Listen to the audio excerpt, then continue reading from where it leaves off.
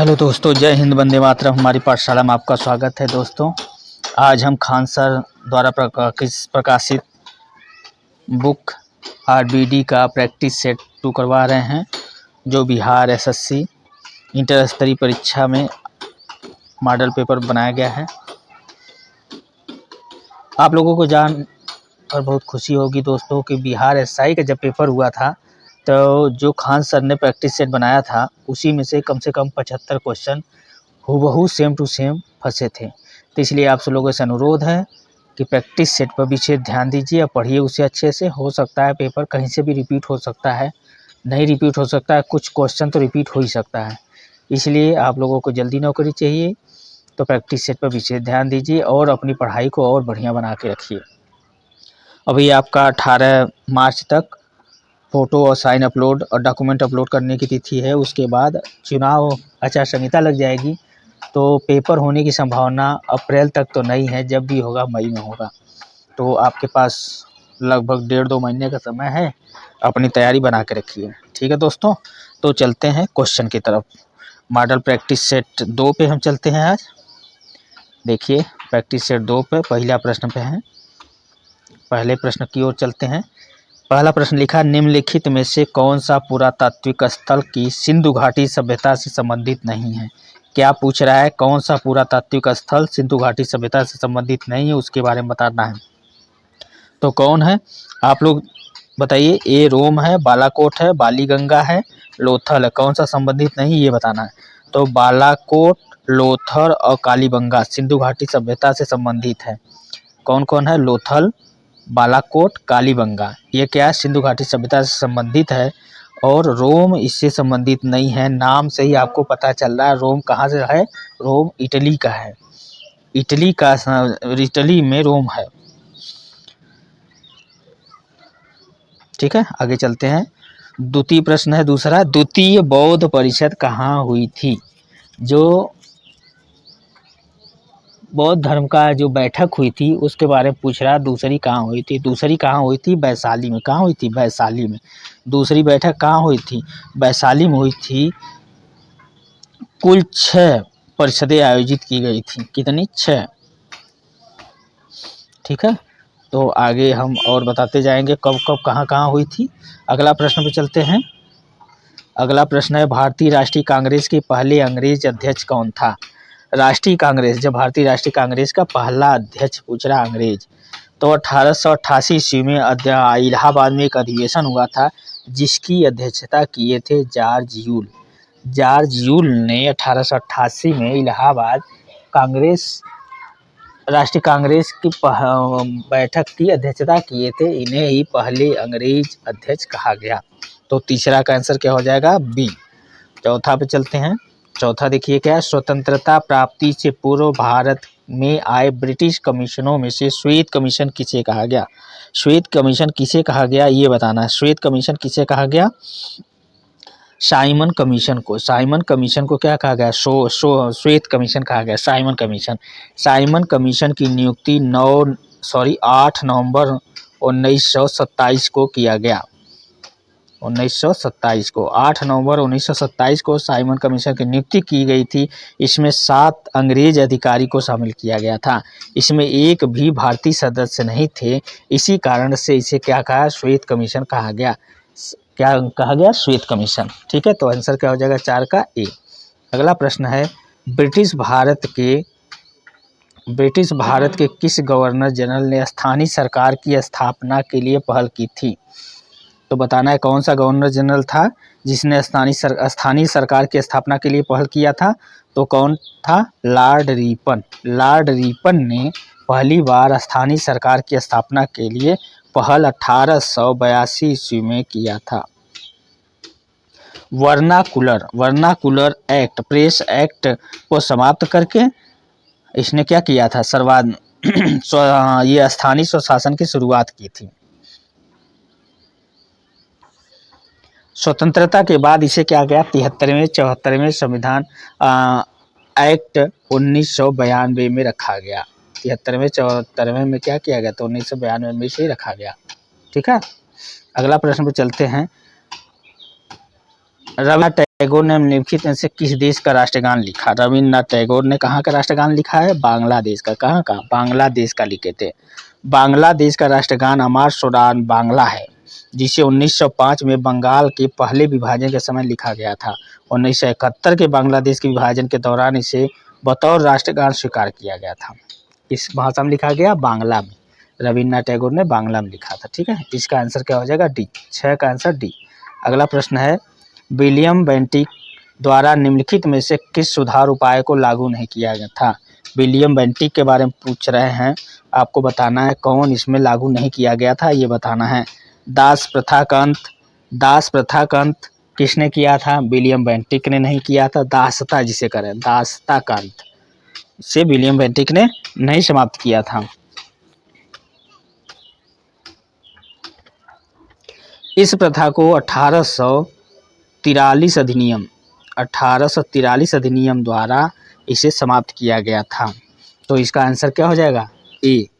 ठगी प्रथा, सती प्रथा, धर्म में परिवर्तन के कारण असमर्थता को दूर करना विलियम बेंटिक के द्वारा ये उपाय किए गए थे। तो इसका 7 का आंसर ए हो जाएगा।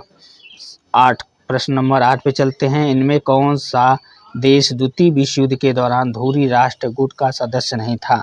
कौन सा नहीं था ये पूछ रहा है। धुरी राष्ट्र का कौन सदस्य नहीं था? तो उसका आंसर क्या हो जाएगा? चीन। धुरी राष्ट्र, द्वितीय विश्व युद्ध के समय चीन जो है धुरी राष्ट्र का सदस्य नहीं था। द्वितीय विश्व युद्ध कब हुआ था? 1939 से 1945 के बीच द्वितीय विश्व युद्ध हुआ। 1939 से 45 तक ये चला। इस युद्ध में विश्व 2 मित्र राष्ट्रों धुरी राष्ट्रों में बट गया था। यह युद्ध इतिहास में सबसे ज्यादा घातक युद्ध साबित हुआ। इस युद्ध में हेलीकॉप्टर और परमाणु हथियारों का इस्तेमाल किया गया। ठीक है, अगला प्रश्न। शिकागो में 1893 में विश्व धर्म संसद में किसने भाग लिया था? ये बताना। 1893 में जो विश्व धर्म संसद सम्मेलन हुआ था, इसमें स्वामी विवेकानंद जी ने भाग लिया था। किसने भाग लिया था? स्वामी विवेकानंद जी ने। स्वामी विवेकानंद जी ने भाषण की शुरुआत में मेरे अमेरिकी भाई बहनों से की थी। पूरा हाल क्या हुआ था? तालियों से गुजरा था। अगला प्रश्न है 10 को संविधान सभा का उपाध्यक्ष चुना गया। किसको संविधान सभा का उपाध्यक्ष चुना गया ये बताना है। हरेंद्र कुमार बनर्जी, एच.सी. बनर्जी को भारतीय संविधान सभा के उपाध्यक्ष के रूप में चुना गया था। बाद में इन्हें पश्चिम बंगाल का राज्यपाल, प्रथम राज्यपाल बने थे ये। ठीक है, अगला प्रश्न है 11 को भारत के संविधान का वास्तुकार माना जाता है। संविधान का वास्तुकार किसे माना जाता है? संविधान का वास्तुकार B.R. अम्बेडकर जी को माना जाता है। ये ड्राफ्टिंग कमेटी के अध्यक्ष थे। ठीक है, अगला प्रश्न पे चलते हैं। प्रश्न नंबर 12 पे देखिए, भारतीय संविधान में कानून बनाने की निर्धारित प्रक्रिया काफ़ी हद तक किस संविधान से लिया गया ये बताना है आपको। तो सबसे ज़्यादा कहाँ से लिया गया है? भारतीय संविधान में कानून बनाने की निर्धारित प्रक्रिया काफ़ी हद तक संयुक्त राज्य अमेरिका से लिया गया है। कहाँ से लिया गया? संयुक्त राज्य अमेरिका से लिया गया है। तो आंसर क्या हो जाएगा? डी हो जाएगा। कहाँ से लिया गया? संयुक्त राज्य अमेरिका से। संयुक्त राज्य अमेरिका से क्या क्या लिया गया है? संयुक्त राष्ट्र अमेरिका के संविधान से न्यायाधीश की नियुक्ति, न्यायपालिका की स्वतंत्रता, मौलिक अधिकार, उपराष्ट्रपति का पद का प्रावधान संयुक्त राज्य अमेरिका से लिया गया है। इस प्रकार 12 का आंसर क्या हो जाएगा? डी। अगला प्रश्न, निम्नलिखित में से किस राज्य के नीति निर्देशक तत्व की सूची में सम्मिलित नहीं किया गया है? 13वें का आंसर बताइए। सॉरी, 13वें का आंसर बताइए क्या होगा? धार्मिक अधिकार। धार्मिक अधिकार को नहीं शामिल किया गया है और सब शामिल किया गया है। ठीक है, तो आंसर ए हो जाएगा। ठीक है, अगला प्रश्न है, निम्नलिखित में से कौन सा भारत में मौलिक अधिकार नहीं है? इसमें आपको बताना है मौलिक अधिकार कौन नहीं है ये बताना है। समानता का अधिकार मौलिक अधिकार है, शिक्षा का अधिकार है, धार्मिक स्वतंत्रता है, काम करने का अधिकार ये मौलिक अधिकार नहीं है। 14 का क्या हो जाएगा? बी हो जाएगा। अगला प्रश्न 15 भारत का प्रधानमंत्री बनने के लिए न्यूनतम आयु कितनी होनी चाहिए? 25 वर्ष। प्रधानमंत्री बनने के लिए 25 वर्ष। गांव का प्रधान बनने के लिए कितना होना चाहिए? 21 वर्ष।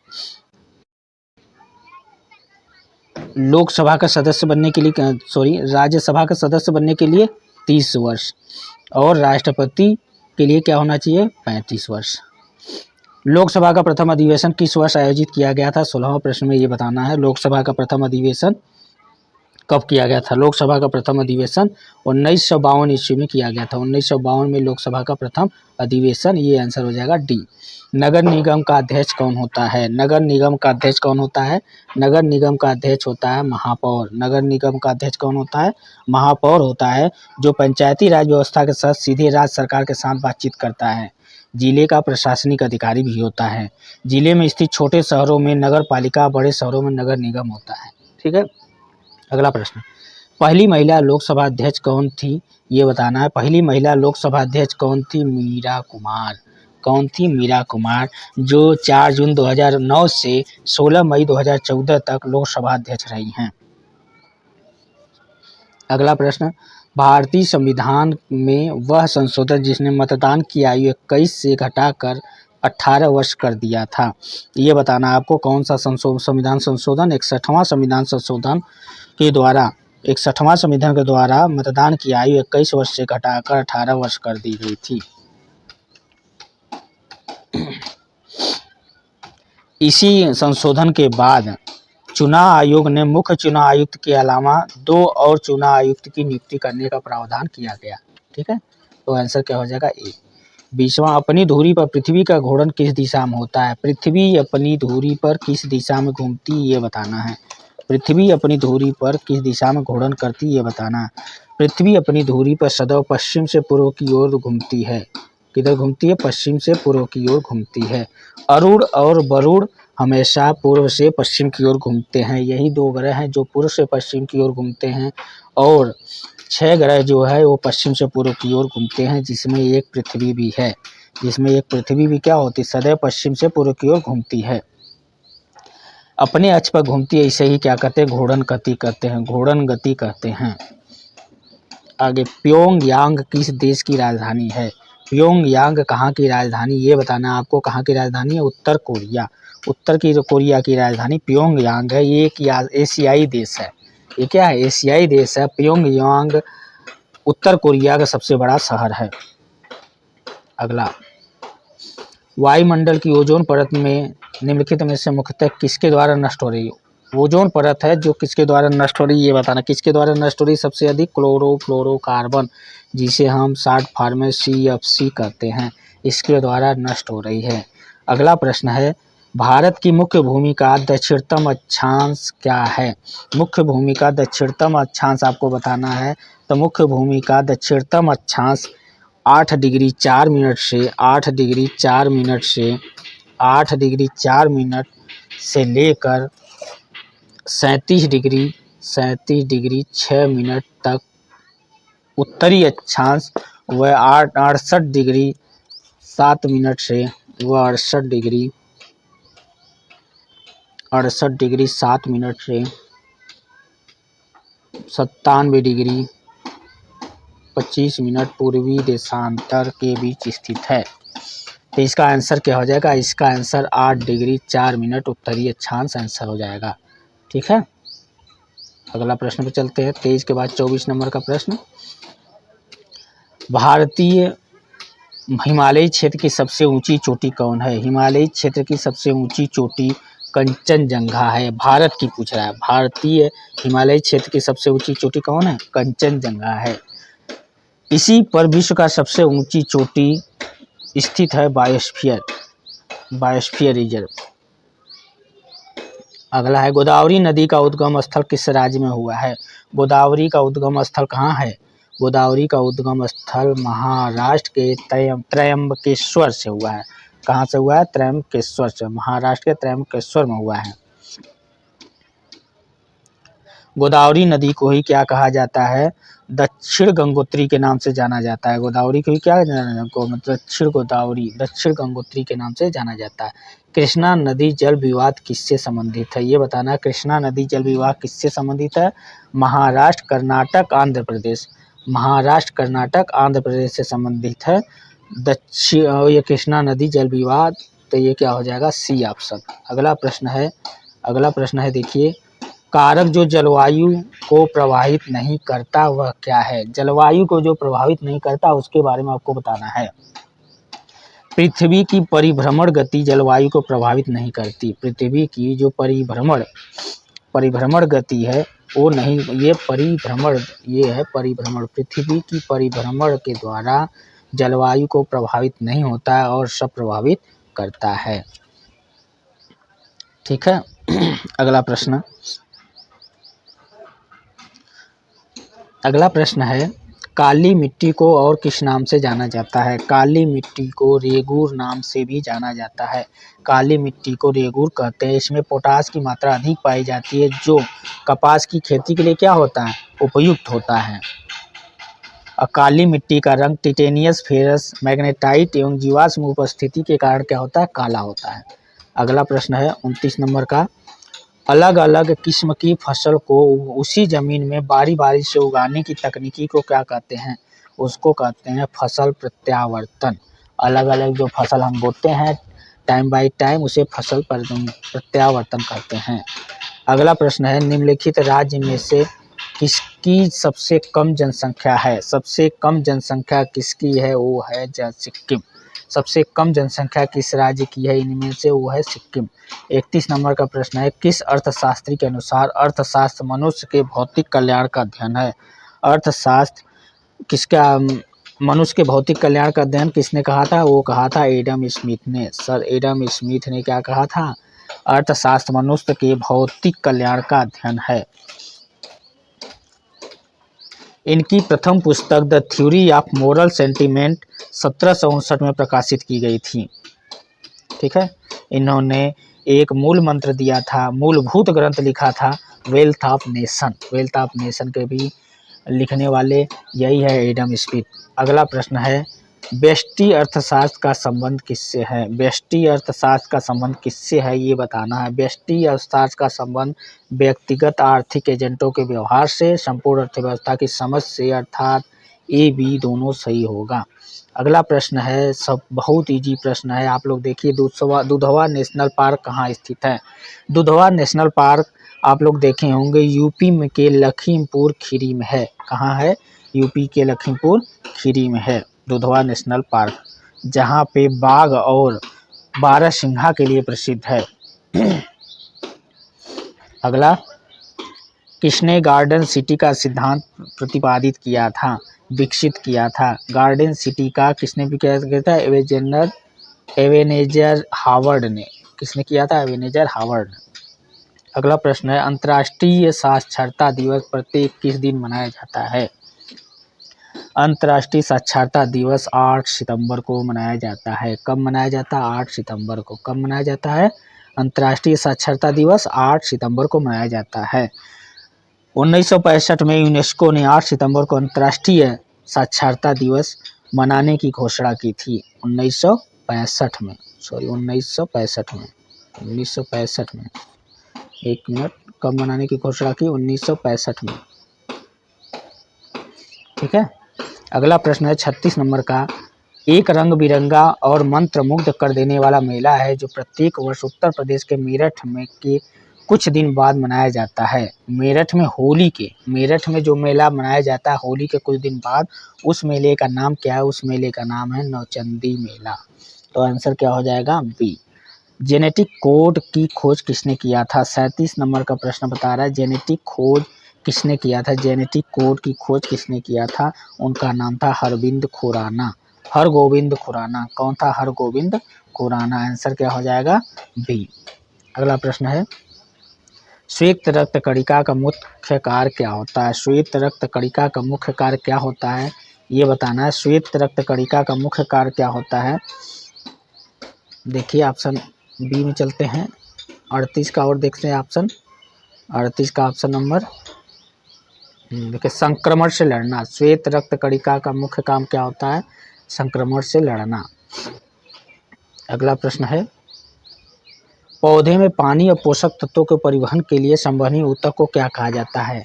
इस बात को आप लोग ध्यान दीजिए कि जो पौधे पानी और पोषक तत्व लेके जाते हैं उन्हें कहते हैं, पानी को क्या कहते हैं? जल। पानी को क्या कहते हैं? जल कहते हैं। तो इस आधार पर इसका नाम जाइलम हो जाएगा और जो अन्य पदार्थ को लेके जाएगा उससे फ्लोएम कहेंगे, फ्लो करते हैं। जाइलम जल को ले जाता है, जाइलम क्या करता है, जल को ले जाता है।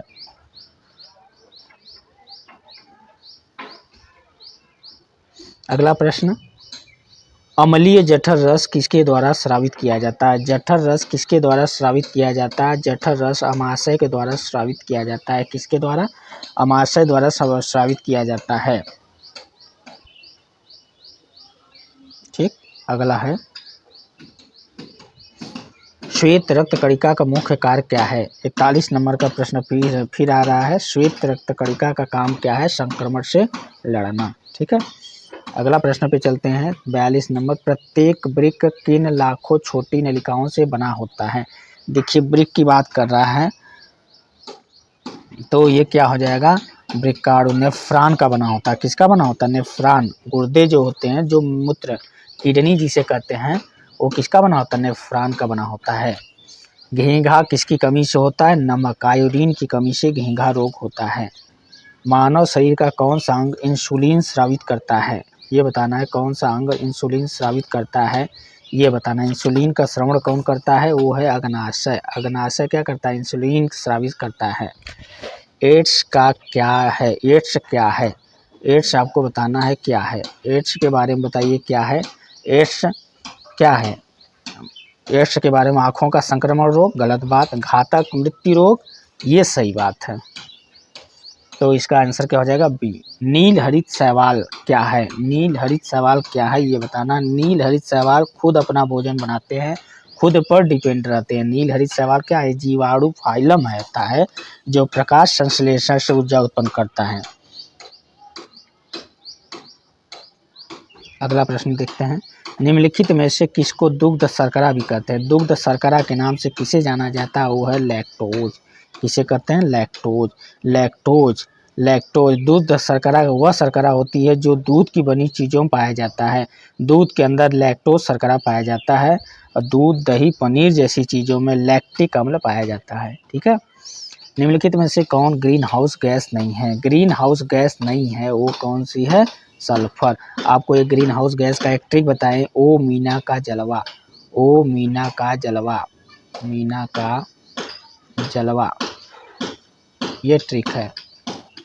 ओ मीना का जलवा, ओ से ऑक्सीजन हो गया, मी से मीथेन हो गया, ना से नाइट्रोजन हो गया, का से कार्बन हो गया, जलवा से जलवाष्प हो गया। ये ग्रीन हाउस गैस सभी हैं। तो देखिए कार्बन हो गया, मीथेन हो गया, नाइट्रोजन जो बचा वो sulphur dioxide green house gas नहीं है। अगले प्रश्न पे चलते हैं। निम्नलिखित में से कौन सी सदिश राशि है? सदिश राशि आपको बताना है कौन सी सदिश राशि है। वह राशि जिसमें दिशा परिमाण दोनों होता है वो सदिश राशि होती है, और जिसमें केवल दिशा हो तो प्रतिबल क्या होता है? प्रतिबल एक सदिश राशि है। इसमें क्या होता है? दिशा भी होती है और परिमाण भी होता है।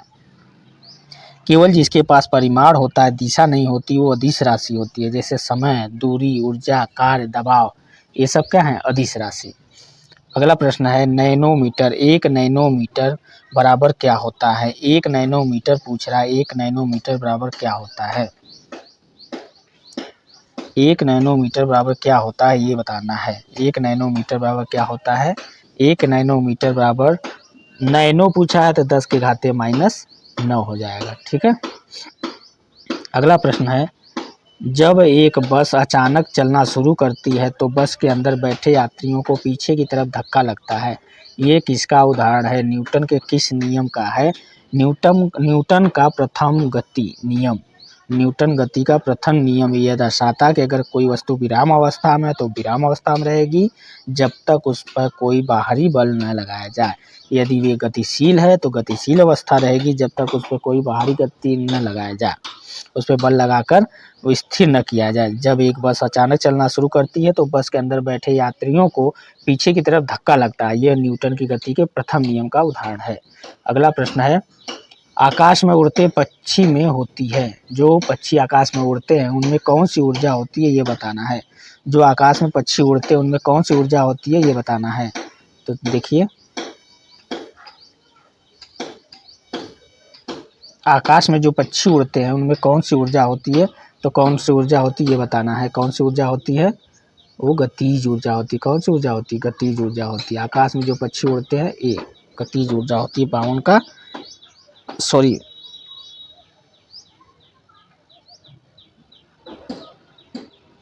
सॉरी दोस्तों, सॉरी, ये आंसर नहीं होगा। ये आपका आंसर हो जाएगा, ये 52 का आंसर क्या हो जाएगा? गतिज ऊर्जा, स्थितिज ऊर्जा दोनों होगा। ठीक है, कौन सा होगा? डी, गतिज ऊर्जा, स्थितिज। जो पक्षी आकाश में उड़ते हैं उनमें दोनों ऊर्जा होती है। ठीक है, अगला प्रश्न देखिए क्या है। 53 नंबर का प्रश्न है, प्रकाश संश्लेषण में पौधे कौन सी गैस का अवशोषण करते हैं? पौधे कौन सी गैस का अवशोषण करते हैं? तो कौन सी गैस है? Carbon dioxide. पौधे कौन सी गैस लेते हैं? CO2। कौन सी गैस लेते हैं? CO2।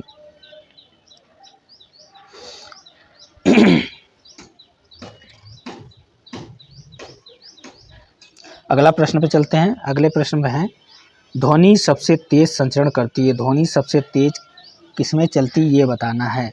तो किसमें चलेगी? जैसे लोहे को ले लीजिए, लकड़ी को ले लीजिए। लोहे पे आप पत्थर से मारिए, टन की आवाज़ कितनी तेज आती है, कितनी दूर तक जाता है। ये देखिए लकड़ी में देखिए, तो सबसे ज़्यादा जितनी ठोस चीज़ें होंगी उसमें ज़्यादा ध्वनि का संचरण होता है। तो ऑप्शन क्या हो जाएगा? ए। एक सौर जल हीटर से गर्म जल प्राप्त नहीं हो सकता। 55 नंबर का प्रश्न पूछ रहा है, सोलर जल हीटर से गर्म जल प्राप्त नहीं होता। क्यों नहीं होता ये बताना है। तो क्यों? बादल छाए हुए दिन, ये सोलर सेल लगा है, पानी को गर्म करना होगा कैसे? जब धूप होगी तभी तो होगा, जब धूप नहीं होगी तो नहीं हो सकता। बादल छाए हुए रहेंगे तो हो ही नहीं सकता। तो आंसर क्या हो जाएगा? बी। अगला प्रश्न पे चलते हैं। आपतन कोण इसके बीच का होता है। आपतन कोण के बारे में पूछ रहा है। आपतन कोण क्या होता है? जब 56 नंबर का प्रश्न है, जब कोई भी किरण एक माध्यम से दूसरे माध्यम में जाती है तो अपने मार्ग से कुछ भटक जाती है।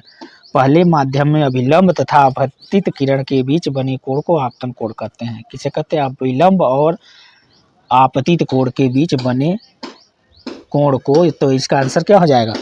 सी। 56 का आंसर क्या हो जाएगा? सी। अगला प्रश्न है,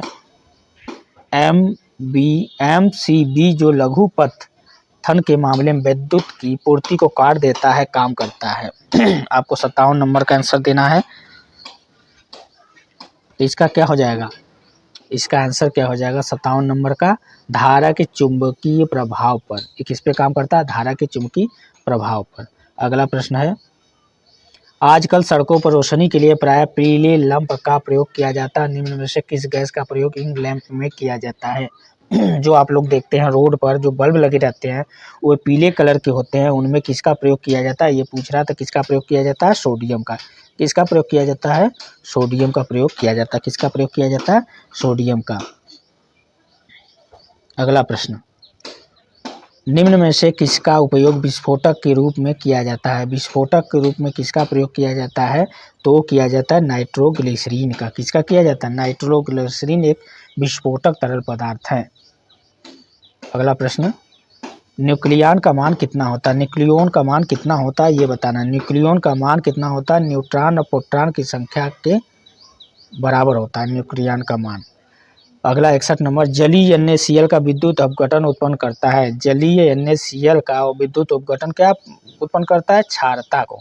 किसको? NaCl क्षारता को प्रदर्शित करता है। किसको करता है? क्षारता को। अगला प्रश्न 62 नंबर, नाइट्रोजन गैस के अणु में निम्न से कौन सा आबंध होता है? नाइट्रोजन गैस का जो है वो त्रिसंयोजी बंध द्वारा बंधे होते हैं। तो आंसर क्या हो जाएगा? डी। अगला है, मैग्नीशियम रिवर एक चमकदार सफ़ेद लौ के साथ जलता है और सफ़ेद पाउडर में परिवर्तित होता है। इस सफ़ेद पाउडर का रासायनिक नाम क्या है ये बताना है। इस सफ़ेद पाउडर का नाम है मैग्नीशियम ऑक्साइड। क्या नाम है इसका? Magnesium oxide. मैग्नीशियम ऑक्साइड बनाने के लिए हवा में मैग्नीशियम रिवर जलन संयोजन प्रतिक्रिया का उदाहरण है। जब मैग्नीशियम धातु जलता है तो हवा में पाए जाने वाले ऑक्सीजन के साथ मैग्नीशियम ऑक्साइड बनाता है। क्या बनाता है? Magnesium oxide. अगला नंबर 64 नंबर का प्रश्न है, ऑक्सीकरण के लिए कौन सा प्रक्रम सही है? ऑक्सीकरण के लिए कौन प्रक्रम सही ये बताना है। तो विद्युत धनी तत्व का निकलना। किसका निकलना? विद्युतनीय तत्व का निकलना। अगला प्रश्न है, स्टेनलेस स्टील में निम्न में से कौन सा तत्व मौजूद होता है? स्टेनलेस स्टील में कौन सा तत्व मौजूद होता है ये बताना है। वो कौन सा होता है? टंगस्टन। कौन सा होता है? टंगस्टन। 15 से 20% तक तो मजबूत मौजूद होता है इसमें। ठीक है, अगला प्रश्न पे चलते हैं। 66 नंबर के प्रश्न पे चलते हैं।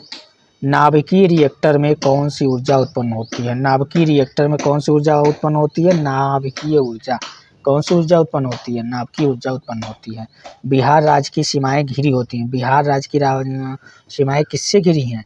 ये बताना आपको। बिहार राज्य की सीमाएं किससे घिरी हैं? 3 राज्यों से। 3 राज्यों से बिहार राज्य की सीमा घिरी हुई है। किससे है? यूपी है और छत्तीसगढ़ और आपका ये क्या नाम है, पश्चिम बंगाल। 3 राज्यों से घिरी है। ठीक है। बिहार के किस कृषि जलवायु क्षेत्र में सबसे अधिक जिले हैं? आपको सबसे अधिक जिले बताना है। किसमें है सबसे अधिक जिले? वो किसमें है? उत्तर पश्चिम में सबसे अधिक जिले हैं। ऑप्शन बी हो जाएगा। क्या हो जाएगा? Option B. सबसे अधिक जिले किसमें है? उत्तर पश्चिम में है। नेक्स्ट प्रश्न पे चलते हैं। बीपीसीएल ने उत्सर्जन को कम करने और किस वर्ष तक अपने शुद्ध शून्य लक्ष्य को प्राप्त करने के लिए डीजल एथेनॉल मिश्रण विकसित किया? तो 69 नंबर का आंसर क्या हो जाएगा? 2040 तक। 2040 तक इन्होंने क्या किया? ये लक्ष्य रखा है, डीजल एथेनॉल मिश्रण विकसित किया जाएगा। अगला प्रश्न है बांद्रा वर्सोवा समुद्र पुल का नाम क्या रखा गया है? क्या रखा गया है? वीर सावरकर। क्या रखा गया है? वीर सावरकर। महाराष्ट्र के मुख्यमंत्री एकनाथ शिंदे ने घोषणा किया कि मुंबई में बांद्रा वर्सोवा समुद्री मार्ग का नाम वीर सावरकर के नाम से रखा जाएगा। ठीक है। अगला प्रश्न है दिल्ली सल्तनत का सबसे बड़ा विस्तार किसके शासनकाल में देखा गया? सबसे ज्यादा विस्तार किसके शासनकाल में हुआ? मोहम्मद बिन तुगलक के शासनकाल में। 71 का आंसर क्या हो जाएगा? डी। मोहम्मद बिन तुगलक इल्तुतमिश के बाद दूसरा सुल्तान था जिसने खलीफा से मान्यता प्राप्त की। मोहम्मद बिन तुगलक भी अलाउद्दीन खिलजी की तरह साम्राज्यवादी था। दिल्ली के सुल्तानों में सबसे बड़ा राज्य मोहम्मद बिन तुगलक का था। तो आंसर क्या हो जाएगा? 71 का ए। निम्नलिखित में से कौन सी नदी कृष्णा नदी की सहायक नदी नहीं है? कृष्णा की सहायक नदी बताना है कौन सी है? कृष्णा की सहायक नदी आपको बताना है कौन सी है? कृष्णा की सहायक नदी देख लीजिए कौन कौन सी है। कोयना है, भीमा है। कोयना, भीमा, कुंडली, मालप्रभा, घाटप्रभा, एरला नदी, वारणा नदी, बिंदी नदी, मूसी नदी, दूध गंगा नदी, ये सब कृष्णा की सहायक नदी है। तो कौन सी नदी नहीं है ये बताना। 72 का आंसर क्या हो जाएगा? मंजीरा नदी। मंजीरा नदी नहीं है कृष्णा की। अगला प्रश्न है इनमें से कौन सा नदी धुआंधार जलप्रपात से संबंधित है? धुआंधार जलप्रपात किस नदी पर बनाया गया है ये बताना है। 73 का धुआंधार जलप्रपात नर्मदा नदी पर बनाया गया है। धुआंधार जलप्रपात जबलपुर में स्थित है। कहाँ स्थित है? जबलपुर में। अगला प्रश्न है 74 नंबर का। निम्नलिखित में से कौन सा मानव निर्मित रेशे का उदाहरण है? मानव निर्मित रेशे का उदाहरण कौन सा है? रेयान। कौन सा है? रेयान। रेयान। अगला प्रश्न निम्न से कौन सी खरीफ की फसल नहीं है? खरीफ की फसल देख लीजिए कौन सी नहीं है? कौन सी नहीं है? खरीफ की फसल बताना है कौन सी नहीं है। खरीफ की फसल देखिए बाजरा है, धान है, ज्वार है। तो गेहूं इसका नहीं है। आंसर क्या हो जाएगा? डी। अगले प्रश्न पर चलते। राजा राम मोहन राय के विचारों के प्रचार प्रसार के लिए तत्वबोधिनी सभा की स्थापना इनमें से किसने किया था? तत्वबोधिनी सभा की स्थापना देवेंद्र नाथ टैगोर ने किया था। किसने किया था? देवेंद्र नाथ टैगोर ने कलकत्ता में 6 अक्टूबर 1839 को तत्वबोधिनी सभा की स्थापना किया था। अगला प्रश्न है 77 नंबर का। भारत के निम्न में से इनमें से किस बंदर का नाम बदलकर दीनदयाल रखा गया? दीनदयाल बंदरगाह का नाम कांडला बंदरगाह का नाम बदलकर दीनदयाल बंदरगाह रखा गया। कांडला बंदरगाह गुजरात में स्थित है जो देश का सबसे बड़ा बंदरगाह है। अगला प्रश्न है राष्ट्रीय प्रौद्योगिकी दिवस प्रति वर्ष की स्मृति मनाया जाता है। राष्ट्रीय प्रौद्योगिकी दिवस किसकी स्मृति मनाया जाता है ये बताना। तो किसके? वो पोखरण सेकेंड में मनाया जाता है। अगला प्रश्न है भारत सरकार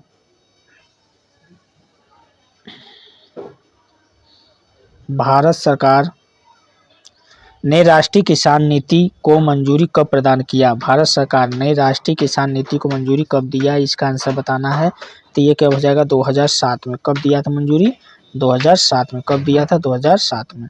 अगला प्रश्न है, इनमें से किसने मौर्य प्रशासन में अधीक्षकों को विभिन्न विभागों के अधीक्षक के रूप में उल्लेखित किया था? किसने किया था? वो है कौटिल्य ने। कौटिल्य ने क्या किया था? मौर्य प्रशासन में जो पद जिसको जो देना था उसने दिया था।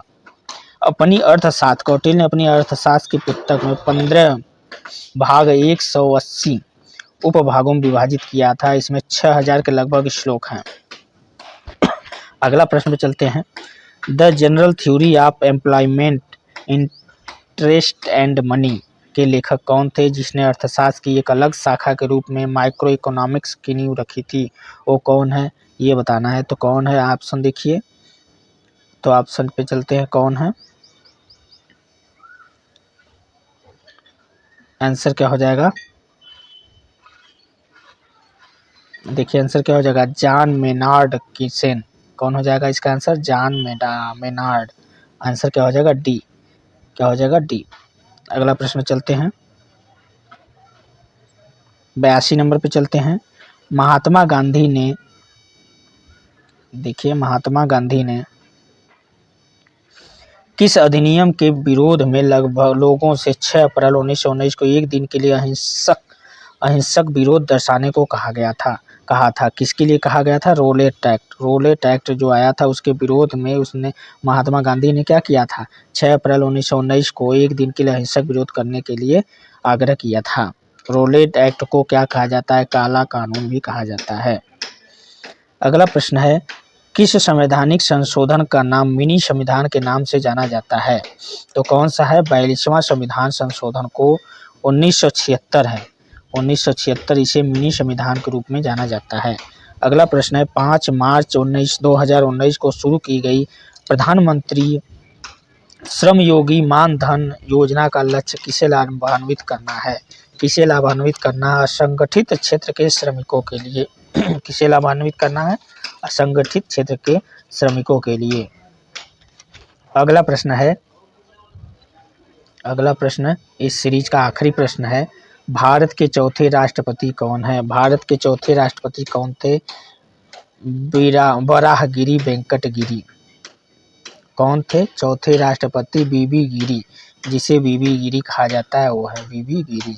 इस प्रकार हमारी जीके और साइंस की सीरीज बिहार इंटर स्तरीय परीक्षा की यहीं समाप्त होती है। आप लोगों से अनुरोध है कि हमारे चैनल को सब्सक्राइब करिए, वीडियो को लाइक करिए, शेयर करिए और कमेंट बॉक्स में बताइए कि और रीजनिंग और मैथ का भी यदि प्रैक्टिस चाहिए तो आप कमेंट में बताइए। ठीक है दोस्तों, तब तक के लिए धन्यवाद। हमारी नेक्स्ट मॉडल पेपर अगले दिन आएगी। ठीक है दोस्तों, धन्यवाद।